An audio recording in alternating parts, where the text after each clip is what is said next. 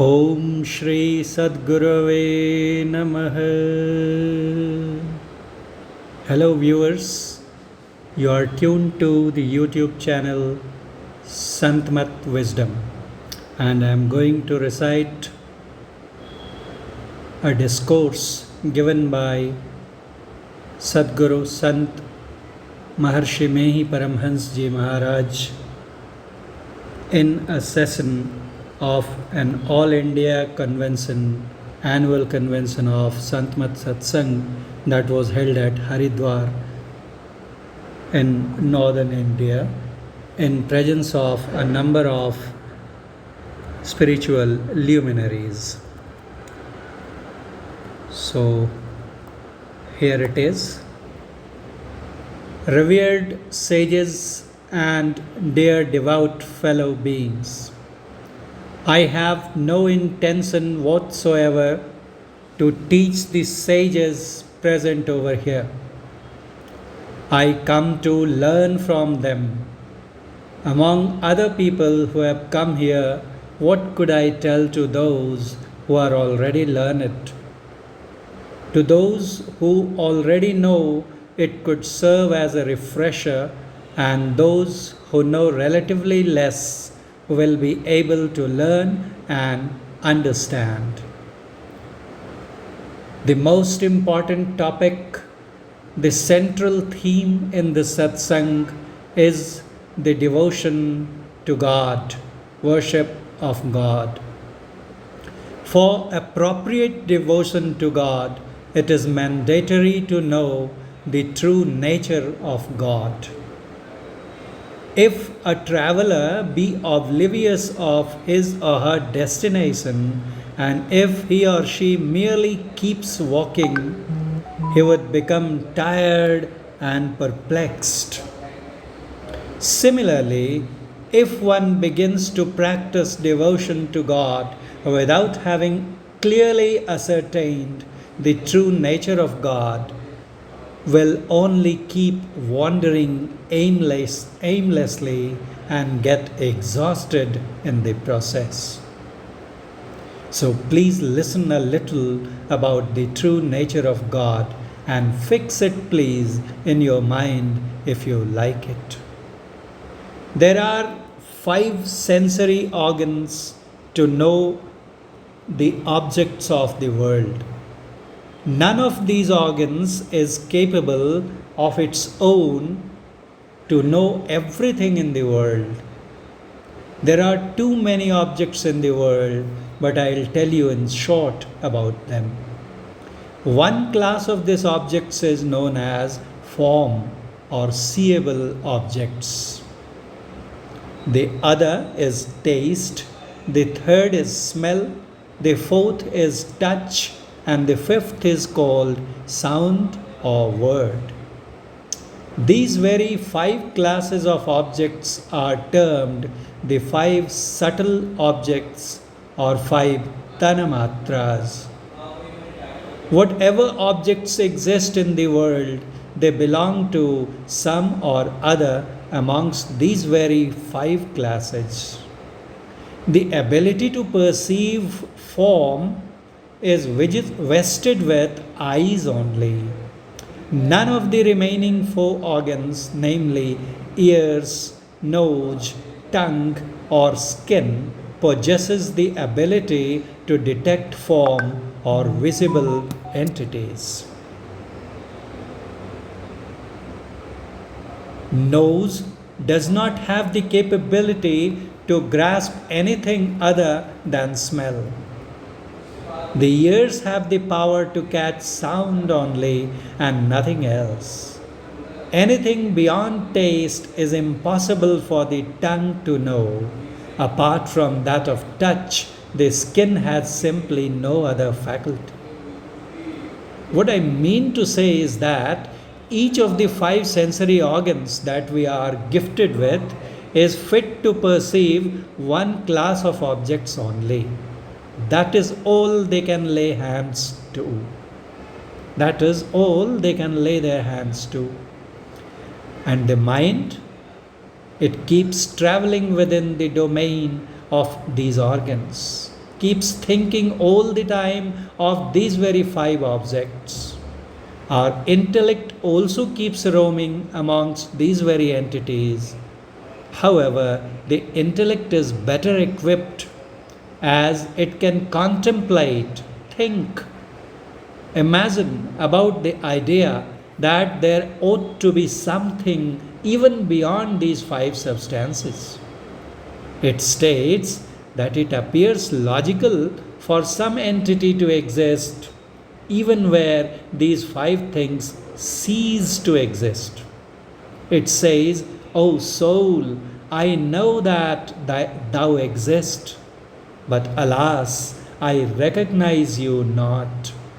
I believe that God is very much there, but I know not Him either. O God, says Goswami Tulsidas Ji, O God, by your very nature, you are beyond the reach of speech and intellect, all pervading, ineffable, unbounded, beyond compare art thou. God is beyond even the intellect.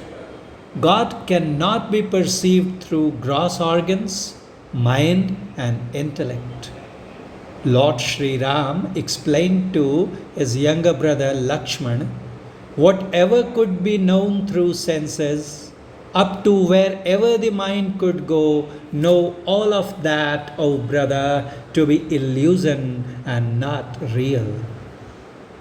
Having known everything as illusion or unreal, it becomes imperative to know that lies beyond all forms of illusion. People pine for pleasure. People pine for pleasure, want to seize happiness from whatever they do, but fail to do so. God alone and nothing else is perfect bliss. God alone can yield perfect bliss. Who would get to know the soul? No organ can. Intellect too is helpless. Further, who can know the Supreme Soul or God?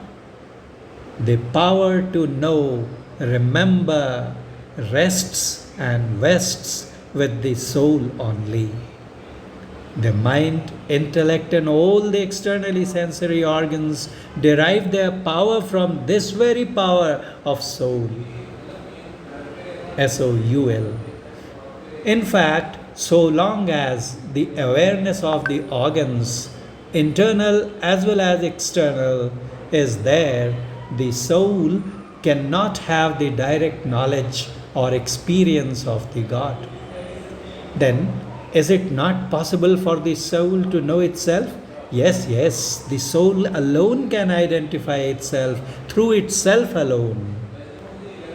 Sant Sundar Das Ji has beautifully said, soul itself realizes itself by itself. But the soul cannot have direct knowledge of its own so long as it remains in association with, in awareness of the various organs. When it's not in a position to know even itself, how will it be able to know the Supreme Soul? That is God. The soul remains in the mode of the Jiva Atma, individual soul, as long as it is associated with mind, intellect, etc. When it detaches itself from the organs so that it is rendered all alone, then and then only will it be able to know itself, and then only will it be able to see God. A devotee is always so eager to see God. This is his ultimate goal. The soul will be able to identify itself as well as God, but only after it has shunned the company, abandoned the company, quit the company of all bodies and organs. We ought to learn the method by practicing which the company of senses could be abandoned. The company of mind, intellect, etc. could be quit. Besides, there ought to be so much of practice of that method that the soul could rise above the association of bodies and organs, learn to become all alone, and could also learn to see God. Sants, sages, teach that method. They ask, for instance, what is form? That which could be identified with eyes. What is sound or word? That which could be grasped with ears. What is taste? That which the tongue can perceive. What is touch? That which the skin could feel. In the same way, who is God? And likewise, who are you yourself?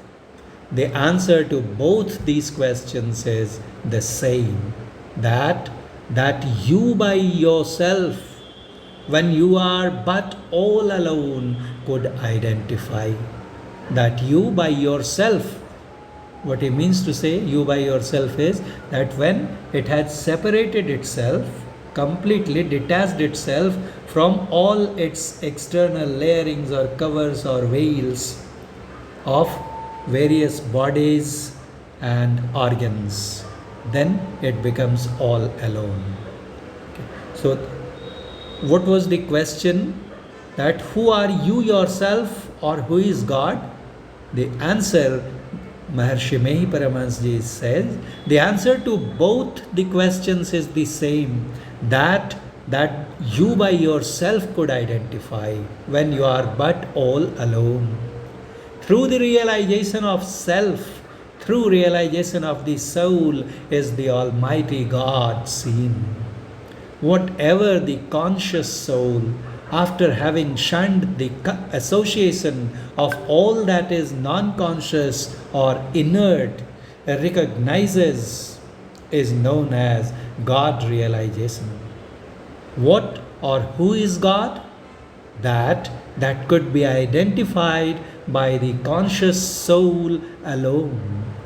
The skill, the method, the tact by which the soul can rid itself of the various bodies and organs and live all alone by itself, that very method or skill or tact is in fact a real bhakti or true devotion to God.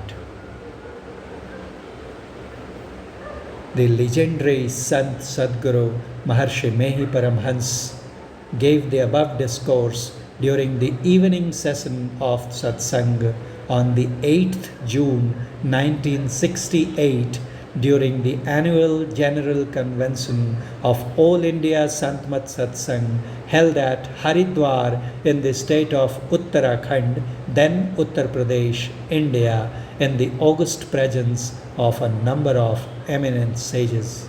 The original discourse was given in Bharati language and it has been translated by me, Pravesh Singh. Hope you liked the talk of the great sage Maharshi Mehi Paramhans Ji Maharaj. Soon I will be back with another spiritual elixir.